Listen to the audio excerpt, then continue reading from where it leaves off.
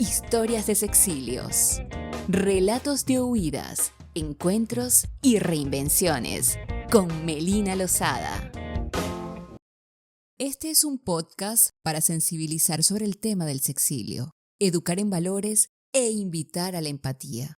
Si eres menor de 18 años, te sugerimos que lo escuches con tu padre, madre o representante para que te acompañen en el abordaje de este tema. Pero esto es solo una recomendación. Sexilio es el fenómeno por el cual una persona del colectivo LGTBIQ+, se ve obligada a abandonar su pueblo o ciudad debido a la discriminación o LGTBifobia que sufre en su entorno. Hola, soy Melina Lozada y me hace muy feliz el que podamos encontrarnos en este segundo episodio de Historias de Sexilios, un podcast que da voz a las experiencias fascinantes y conmovedoras de aquellos que han vivido la compleja travesía del exilio por su orientación sexual o identidad de género.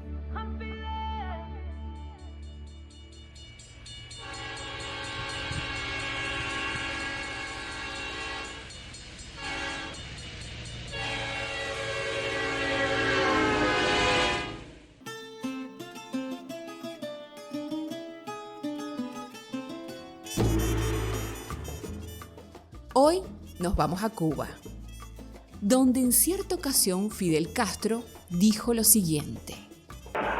En nuestra capital, en los últimos meses, le dio por presentarse un cierto fenomenito extraño entre grupos de jovenzuelos y algunos no tan jovenzuelos que le dieron por comenzar a hacer pública ostentación de sus desvergüenzas.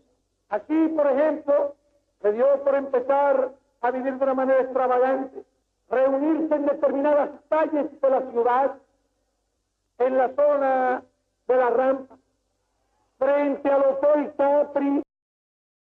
Muchos de esos pepillos vagos, hijos de burgueses, andan por ahí con unos pantaloncitos demasiado estrechos, algunos de ellos con una guitarrita en actitudes elvis-preslianas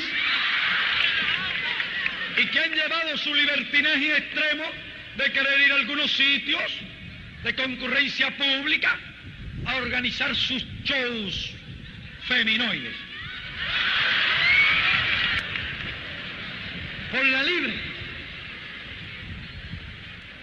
que no confundan la serenidad de la revolución y la ecuanimidad de la revolución con debilidades de la revolución. La sociedad socialista no puede permitir ese tipo de degeneraciones.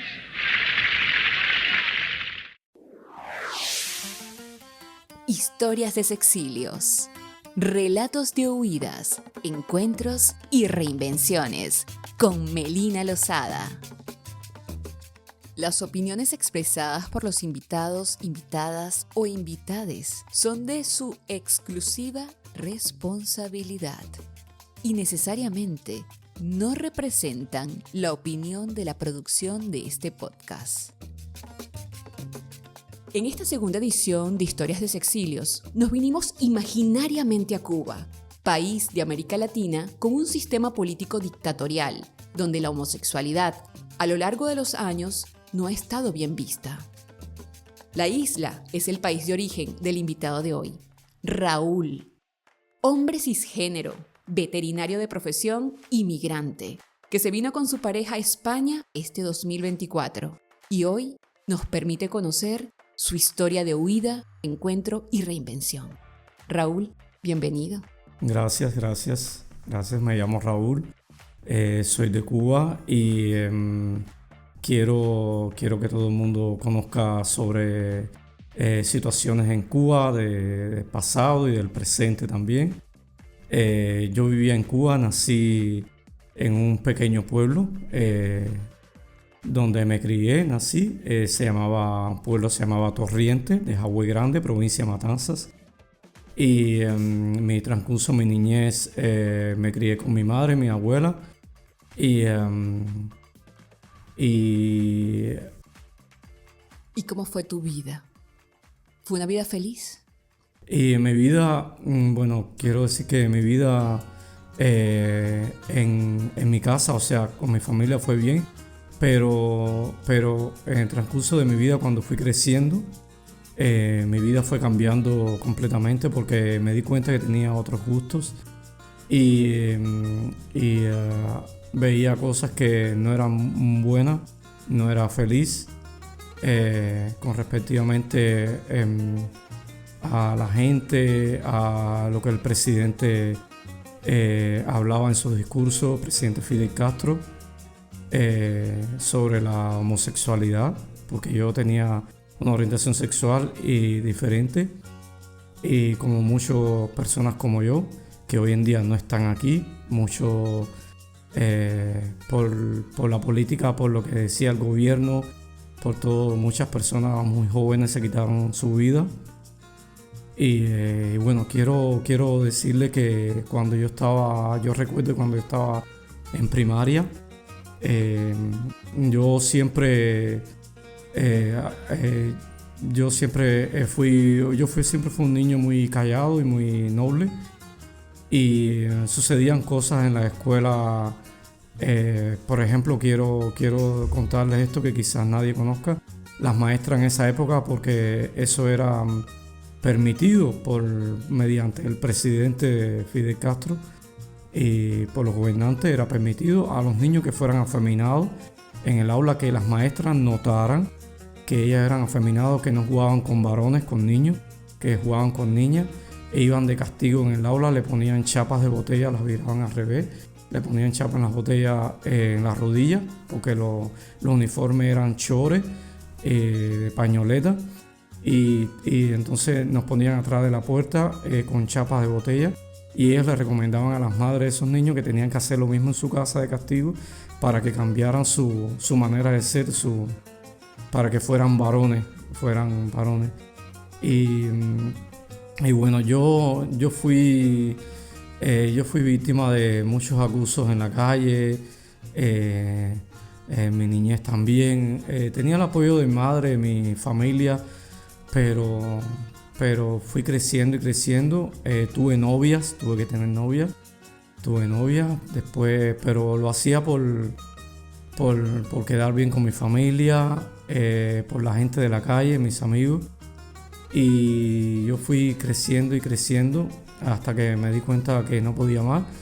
En el pueblo fui mal visto, y en esa época, cuando Fidel también habla sobre la homosexualidad, fueran expulsados del país. O sea, los homosexuales no teníamos derecho, aunque fueran abogados. En esa época yo era niño, pero yo recuerdo todo. Fueran abogados o lo que fuera, médicos, iban expulsados de su trabajo, y entonces iban sacados de su trabajo, y ponía, en Cuba se llamaba, estas reuniones se llamaba CDR, y en el CDR se planteó que vigilaran a todas las personas, hombres o mujeres que vivían solos, o cómo vivían, o con quién se relacionaban, y si ya se notaba que eran homosexuales, pues eran expulsados de sus casas y de sus trabajos. Muchos fueron expulsados. También se prohibió, en mi país los hombres, no podíamos, cuando íbamos a un Copelia, no podíamos comer helado de otros sabores nada más que chocolate. Y las mujeres de fresa. ¿Y eso por qué? ¿Por qué nada más esa...? Porque Fidel Castro dijo que todo el color fresa era el color de los homosexuales. O sea, era sobre feministas, eran síntomas de ser afeminado. Y entonces era prohibido comer helado de chocolate. Solo los hombres, helado de chocolate, los hombres, y las mujeres helado de fresa. Cuando habían carteles en los Copelia, yo recuerdo, y un hombre no podía pedir helado de fresa. El que veían enseguida llamaban a la policía y se lo llevaban preso por comer helado de fresa. Entonces por eso se hace también la película La película, que es basada en hechos reales, que yo se la recomiendo para que la pueden buscar, Fresa y Chocolate.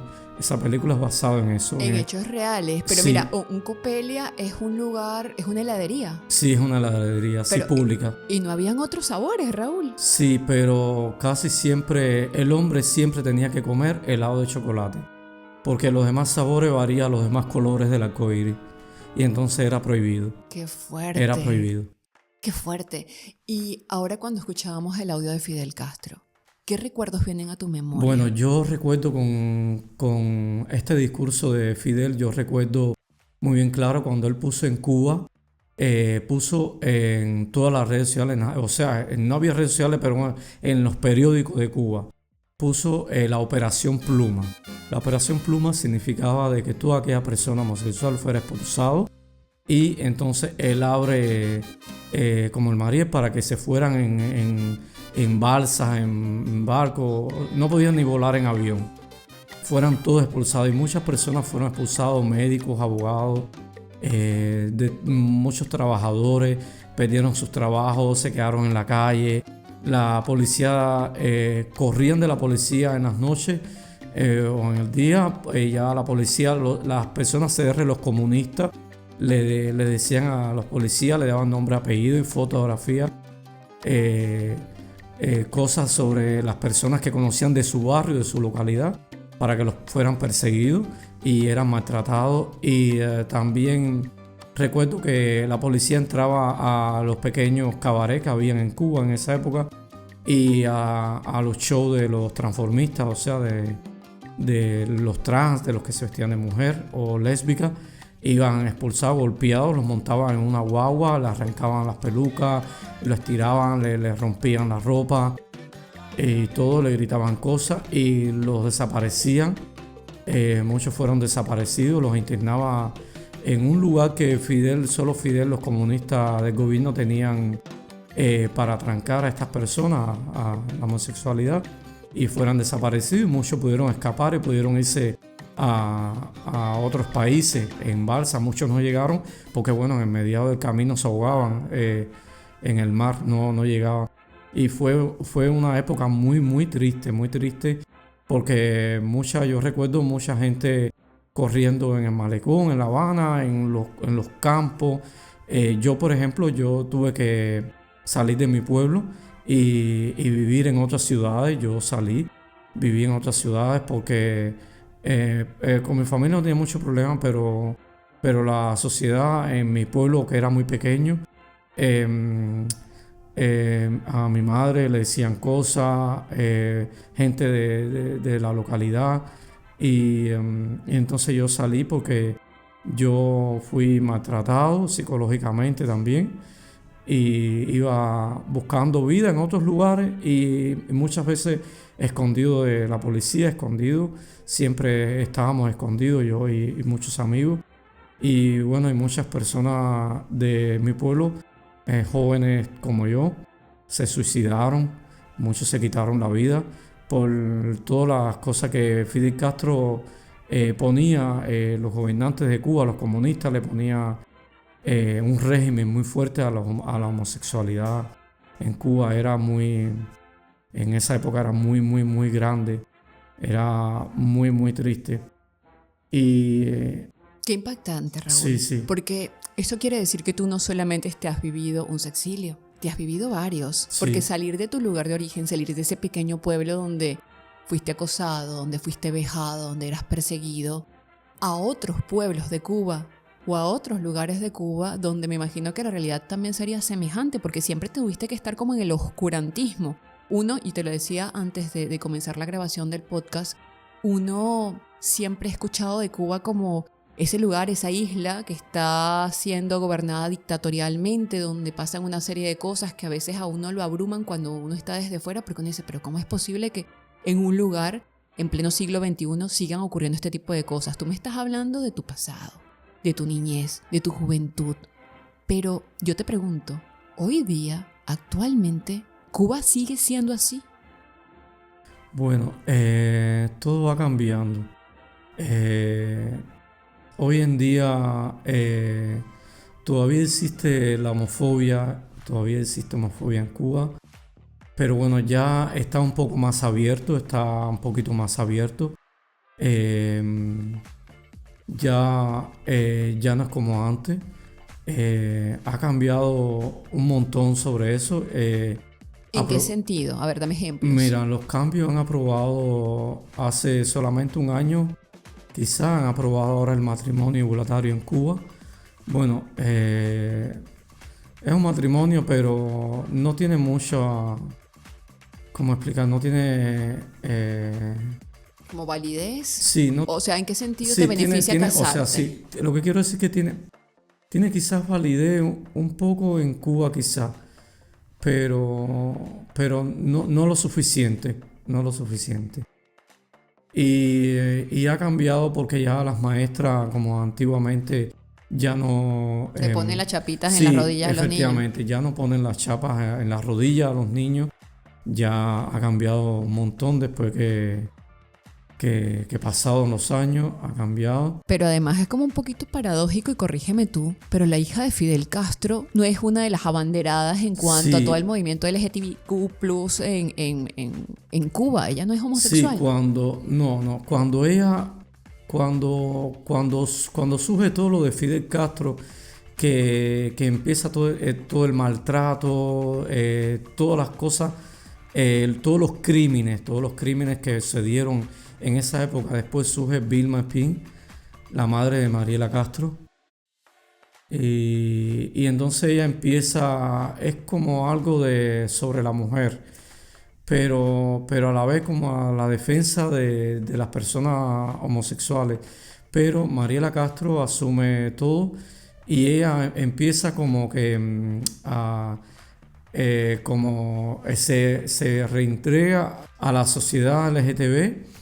Y sí, habían comentarios, había novedades que quizá ella fuera lesbiana, bisexual, pero yo pienso que no,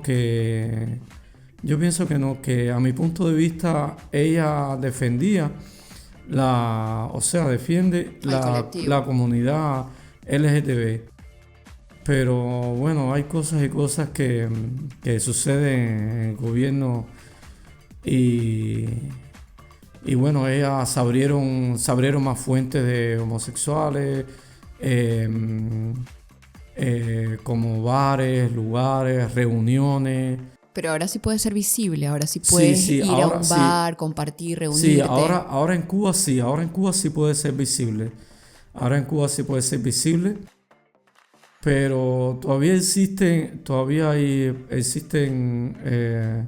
discriminación de la policía, de mucha gente del gobierno que dice que te ayudan, pero realmente no te ayudan nada. Pero todavía sigue siendo, ya está más visible, hay muchos más lugares en Cuba, pero Igual no te sientes tranquilo estando allá. no. Cuéntame ahora de ti, ya Raúl Grande. Ajá. Tú tienes pocos meses aquí en España, estamos en el año 2024, específicamente en el mes de abril, ya culminándolo. Cuéntame cuánto tiempo tienes aquí en España y qué fue lo que te motivó, o sea, qué fue eso que te hizo, tengo que irme de Cuba. Bueno, yo llevo aquí, solamente llevo un mes y 26 días quizás, llevo muy poco aquí. Tuve que salir de Cuba con mi pareja por muchas cosas que se dieron en Cuba la economía en Cuba está pésima, Cuba entró a caótico, más que caótico. Han cerrado muchas escuelas en Cuba, hasta de niños, muchas desapariciones de personas han desaparecido. Por ejemplo, si tienes una agresión de la policía, no puedes ir a hacer nada porque a demandar. O sea, puedes hacer una demanda, pero sabes que después estás en peligro, que te desaparecen. Hay muchos desaparecidos. Y una de las cosas que salí de Cuba fue porque yo y mi pareja llevamos ya 20 años juntos. Bueno, cumplimos 20 años, ahora en octubre quizás, ya 20 años si Dios quiere. Pero una de las cosas que salimos fue La medicación en Cuba es muy faltante y yo y mi pareja tenemos VIH hace muchos años, y cuando empezó lo del sistema, o sea, lo del problema del COVID, hubo faltante de medicamentos. Y allá es gratuito en Cuba, Sí, los medicamentos para... sí, es gratuito, pero un faltante muy, muy grande de no medicamentos y a veces yo y él teníamos que compartir un solo medicamento para los dos y muchas veces pasamos tiempo sin tomarlo, sin tomar las retrovirales y Hecho que te hace estar vulnerable frente a cualquier otra enfermedad, porque bueno, sabemos que el VIH lo que hace es que tus defensas estén como más débiles. Si llega alguna otra enfermedad, te puedes hasta morir. sí, Y si no tienes los medicamentos, pues bueno, estás como más susceptible a ello. Pero entonces la falta de esos medicamentos fue como una de las motivaciones para que ustedes decidan salir de Cuba. ¿Y cómo salieron de Cuba? bueno, salimos de Cuba por los padres de mi pareja, habían tenido un dinero guardado y nos dieron para salir, para poder vivir, porque ya en Cuba no se podía vivir. La gente, el falta de alimentos también, no hay trabajo, no hay nada. En Cuba ya no es seguro vivir, no hay seguridad para vivir. Ya no podías salir a la calle, te pueden asaltar en cualquier hora. Y salimos gracias a eso, a ese poco dinero, pudimos salir, que pudimos volar a Rusia, que es libre visado. Ahí estuvimos 15 días prácticamente y llegamos de Rusia, volamos a Serbia muy rápido. En Serbia estuvimos muy poquito tiempo, pero ya de Serbia para acá tuvimos que hacerlo caminando. Caminando. Sí, tenemos que caminar en frontera, bosque entre peligro, agua, frío, todo, porque no podemos, al ser emigrantes, o sea, de Cuba, no podemos volar, no podemos viajar en avión y tuvimos que hacerlo caminando. Nos pasamos casi un mes para poder llegar aquí a España, de frontera a frontera, pasando mucha hambre, comiendo solamente agua y chocolate, sin tomar el medicamento. Ya no teníamos medicamentos. Tuvimos sin tomar el medicamento 3 meses y pico después que salimos de Cuba, y cuando salimos de Cuba ya no nos quedaba medicamento y en el viaje casi duramos así y caminamos durmiendo en los bosques, comiendo, tuvimos que comer de la basura prácticamente, no teníamos ya más dinero. Lo que teníamos había que guardarlo bien para si teníamos que tomar algo. Y estuvimos caminando prácticamente casi un mes para llegar aquí a España, de frontera a frontera. Cuando salimos de Serbia, llegamos a Bosnia. En Bosnia estuvimos también. Teníamos que descansar en los bosques de Bosnia a Croacia. Cuando llegamos a Croacia en la tarde. La policía de Croacia es lo peor, la gente de Croacia es lo peor. Ellos nos montaron a mí, a mi pareja y a un grupo de personas entre mujeres y niños en un pequeño carro muy oscuro, y nos tuvieron ahí muchas horas, y después sentimos. No nos abrían las puertas, nos quitaron todo, los pasaportes, nos quitaron todo. Dinero, ellos te quitan el dinero, el que llevas en mano. La suerte fue que llevamos un poco de dinero escondido en los pantalones y te quitan los celulares, te lo ponen toda una bolsa negra como de saco que pesa, ahí de todo el mundo. Y entonces pues en la madrugada te llevan en ese carro, tú sientes que ya vas en la carretera. Y horas, y cuando te abren la puerta te sacan a empujones, la policía golpea a la gente y nos llevaron a una loma, que abajo de esa loma había un río muy oscuro y ahí empezaron a lanzar a todo el mundo, mujeres y niños, y a golpear. Mi pareja fue golpeado en las costillas, fue fracturado en las costillas. Yo fui golpeado atrás, las mujeres gritando, esa bolsa negra, los celulares y las cosas, ellos lo tiraron, fueron los primeros que tiraron para el río. La policía de Croacia hace eso, así mismo, y lo lanzan al río y lanzan a todas las personas como si fueran animales, como si fuéramos sacos. A los niños los tiran para abajo, no les interesa que sean niños, la gente gritando.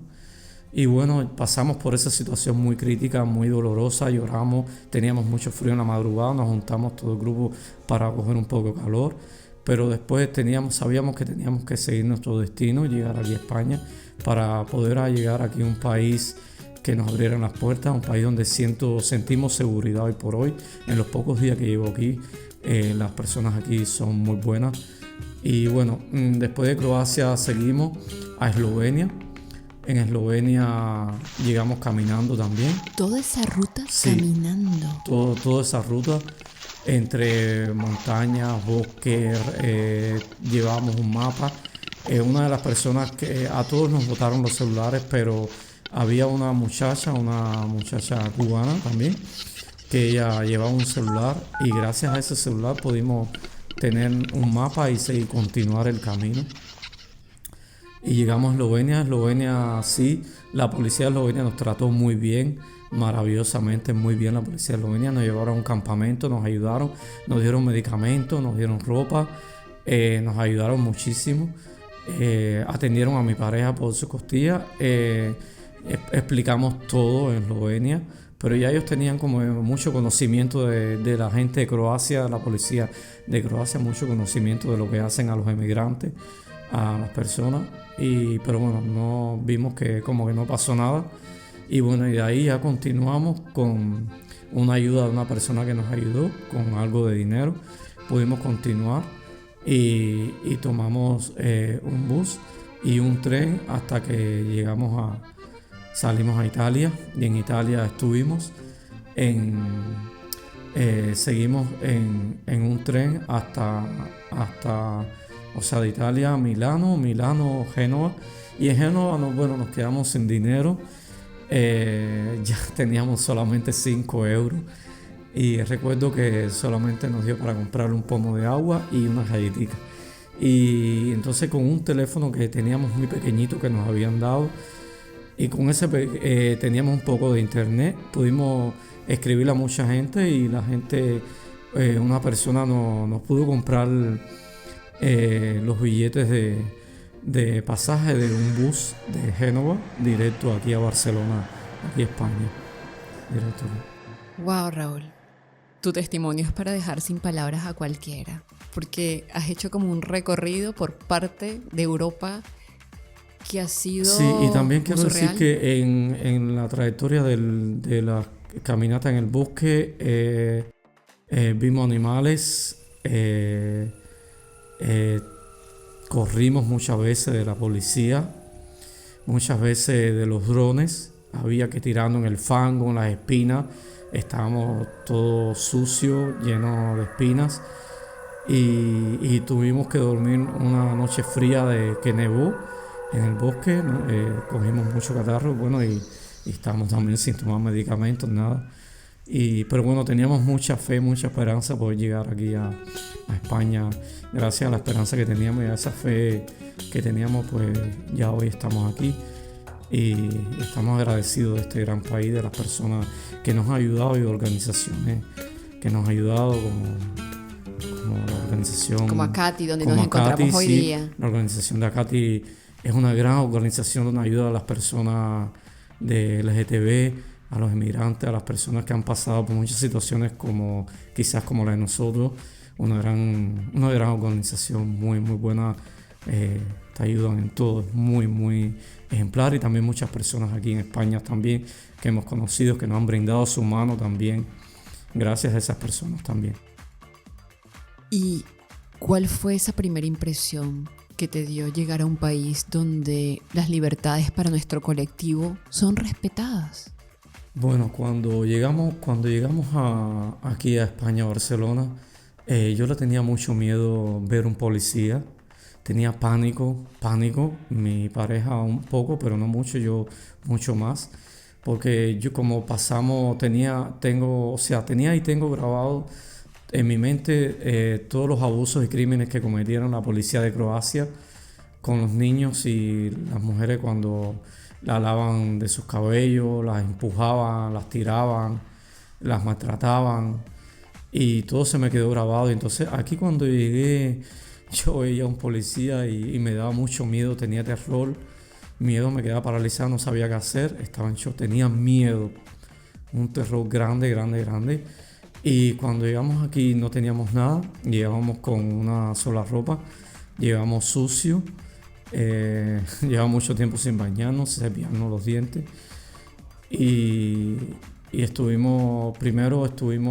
dormimos en la calle, estuvimos durmiendo en la calle.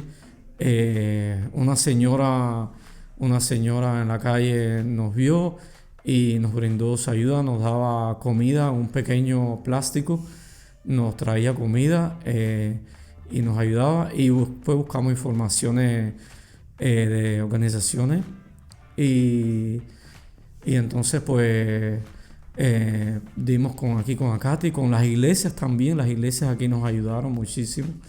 Las iglesias nos ayudaron un montón también. Fuimos a las iglesias, nos daban comida y después habían lugares para poder bañarnos también, hasta que nos integramos aquí a esta organización de Acati y ellos nos brindaron todo, nos explicaron de todo y hoy por hoy, bueno, ya tenemos los medicamentos, empezamos a tomar la terapia después de tanto tiempo sin tomarla. Y ellos aquí también, Acati, nos dieron alimentos, tenemos acogida, todo, y otras organizaciones también que nos están ayudando también. El SAIR también, una muy buena organización con abogados, y bueno, gracias a Dios todo está saliendo bien. Pero también las personas aquí son agradables, puedo entender, o sea, en mi mismo idioma, el castellano. Y también estoy aprendiendo un poquito catalán, Qué no mucho, bueno. pero lo estoy aprendiendo, gracias a Dios. Y bueno, yo soy veterinario, mi pareja es médico, estomatólogo, dentista.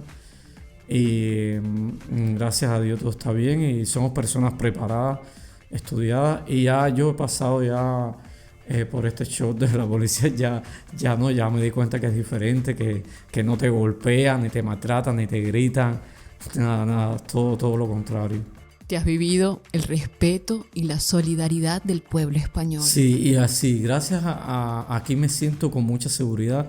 Este país, por lo menos para las personas como nosotros de la comunidad LGTB, que somos emigrantes de otros países, sentimos mucha protección, tenemos mucha protección aquí en este país y nos sentimos bien. No tenemos, por ejemplo, yo y mi pareja no tenemos rechazo de nadie, ni de color, ni de nada. Y sentimos mucha protección aquí. Qué bueno, y además después de vivirte toda esa historia que nos acabas de contar, sentir que estás en un lugar donde te dan cobijo, donde te dan amor, donde te dan un respiro, donde te permiten acceder a la salud, pues ya es algo pues maravilloso, ¿no? Toda una bendición. Quiero decirte algo sobre el pasado que ahora que recuerdo bien, cuando yo diagnostiqué con VIH-Sida, fue un escándalo en mi pueblo.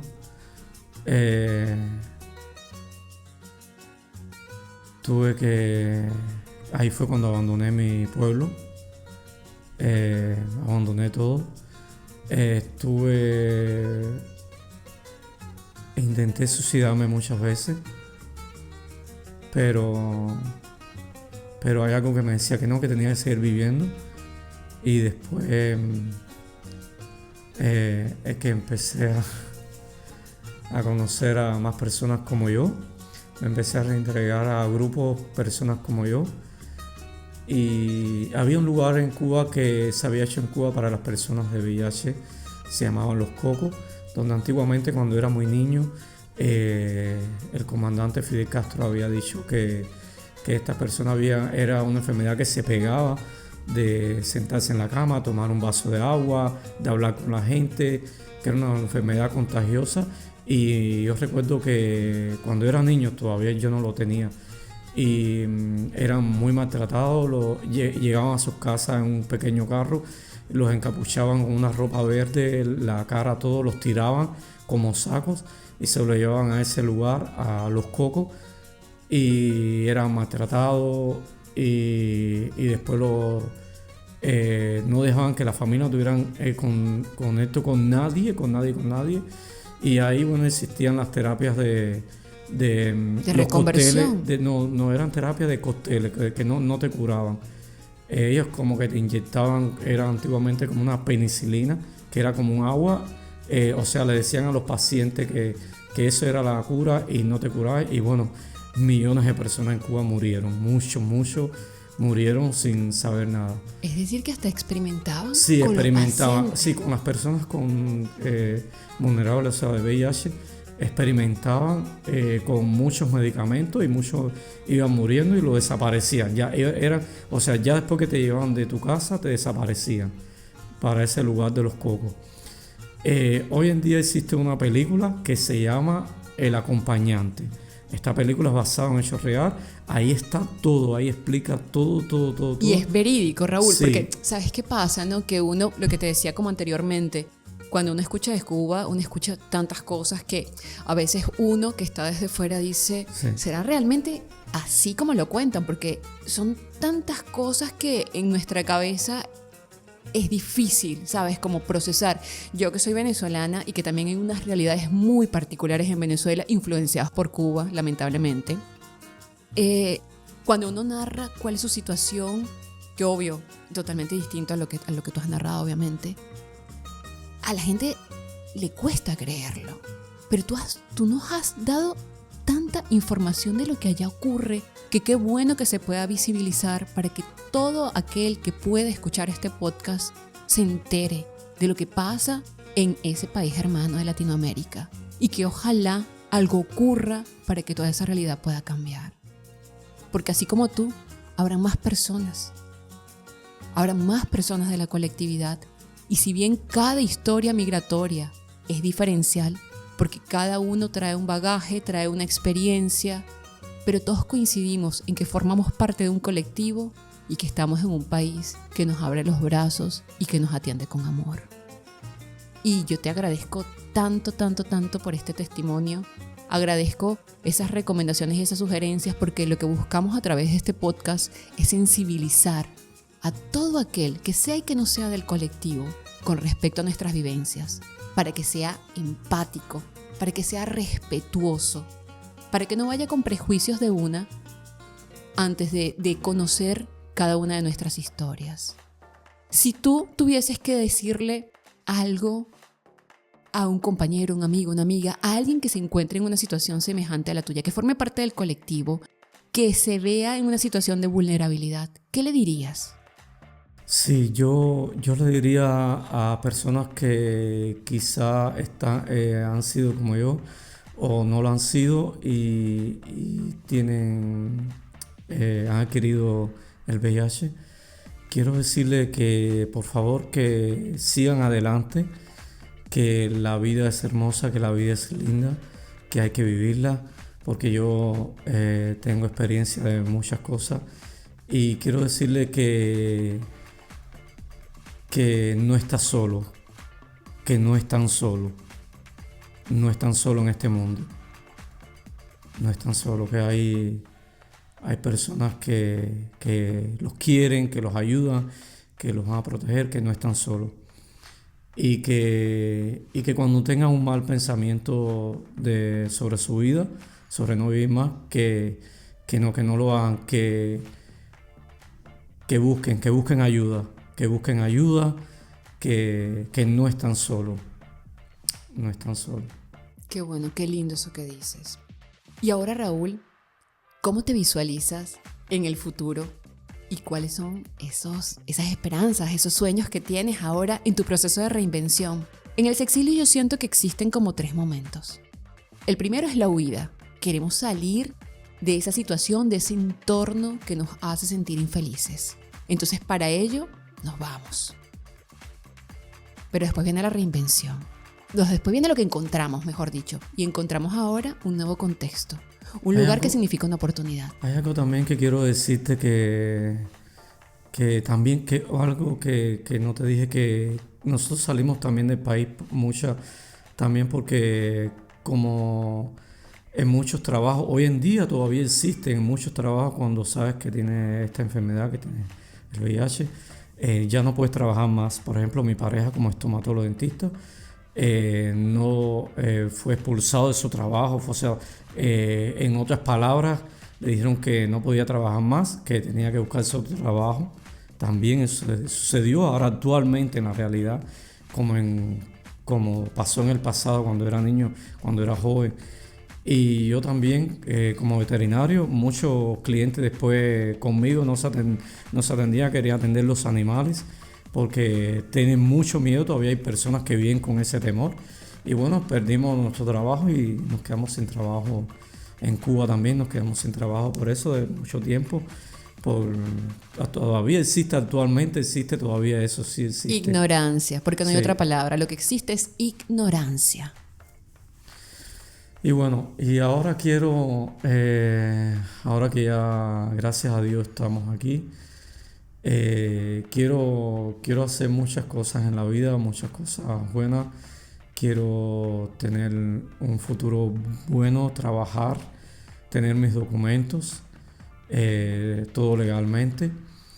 Y quiero ayudar a muchas personas como yo, apoyar. Quiero muchas cosas lindas, quiero poder casarme con mi pareja. Llevamos muchos años, que vamos a cumplir 20 años. Bueno, yo tengo ya 42 años, cumplo 43 en mayo, el mes que viene. Y mi pareja tiene 41 años y queremos casarnos, nuestro gran sueño. Ya que no lo pudimos hacer nunca en Cuba, no podíamos ser felices en la calle ni ser felices, solamente la felicidad de nosotros era cuando estábamos adentro en casa. Y aquí vimos que hay una libertad en la comunidad.